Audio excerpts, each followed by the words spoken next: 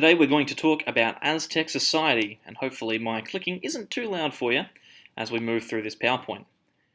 Aztec Society, like all societies in this period, had a very specific social structure. They had a pyramid just like other civilizations.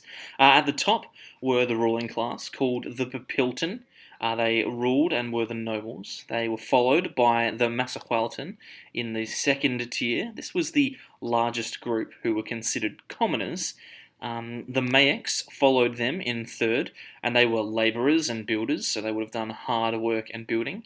And down the bottom were the Tlacotin, and this was the slave class, so they would have been owned by others. Let's talk about the Papilton here. They were the highest ranking people in Aztec society. They ran the Aztec government and were high-ranking officials like the emperor, and they also were high priests in Aztec religion. The emperor, also called Huey Tlatoani, the great speaker, was also chosen from this class. Children of Papilton would receive the best education in Aztec society so as to prepare them for a life of ruling. Boys between the ages of 10 and 20 would attend schools called Kalmakak, where they would learn the ways of government, the military, and religion. You can see this one here, obviously learning how to read and write. The Papilton wore expensive clothes, and they would control more land than other classes, and would live in large, luxurious homes.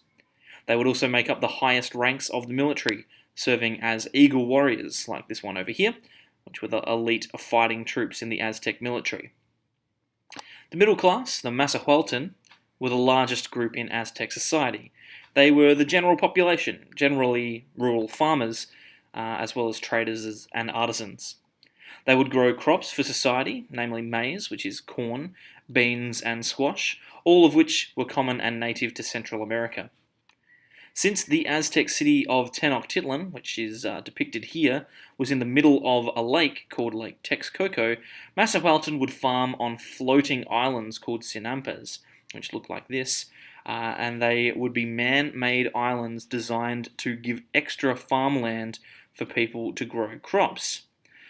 These farms were very, very productive, and they helped the Aztec Empire grow very quickly. Massahualton would also create art and luxury items, like this gentleman is doing here, that they could trade amongst different groups of the Aztec Empire. The artisans would create the goods, whilst the traders would transport it on foot to its location. They did this because there were no beasts of burden in Aztec society, so there was no horses to pull carts, nor were there oxes to pull carts either, so a person needed to do it themselves. Again, boys that were Massahualton between the ages of 10 and 20 would attend military schools called Telpocali in order to learn how to serve in the Aztec military. Massahualton were capable of moving up into the rank of Papilton if they proved themselves in battle or if they acquired enough wealth. The third class, the Mayaks, formed the underclass of Aztec society. They performed mainly menial labour without the potential for advancement in Aztec society like the Massahualton had. Mayaks were generally tasked with hard labour on farms, organising crops, building and maintaining the houses of nobles, and for maintaining the city's temples. The Mayaks didn't own any land, and they were often forced to pay heavy taxes on the crops that they did grow. Mayaks lived a very tough life and had no opportunities for betterment, but at least they were free, unlike the final class, the Tlacotin. They were the lowest class in Aztec society and were slaves who worked throughout the Aztec Empire. Unlike a modern idea of slavery, Aztec society meant that slaves were not hereditary, as in you weren't born into slavery, instead it was a punishment for a crime or a consequence of being captured in battle. People might even choose to enter themselves into slavery, particularly if they were in debt and to some of the higher classes. Most slaves were simply workers on private land, though some were involved in religious ceremonies such as sacrifices, as depicted here. If a slave tried to escape or was particularly poorly behaved, they would be made to wear a wooden collar with a long wooden pole attached, as we saw in this image.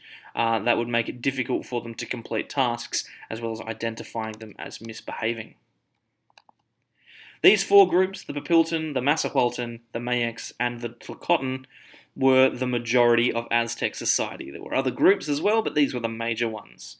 The Papilton obviously on top, Masahualtén were middle class, the Mayaks were in the lower class, and Tlacotin were slaves. In general, Aztec society was quite free, though there was a focus on warfare, which would have caused significant issues for people in their daily life. Now that you know a little bit about the way that Aztec society was structured, next time we'll take a look at daily life in the city of Tenochtitlan so that you can learn a little bit more about Aztecs and the way they lived. Thanks everyone, and we'll see you next time.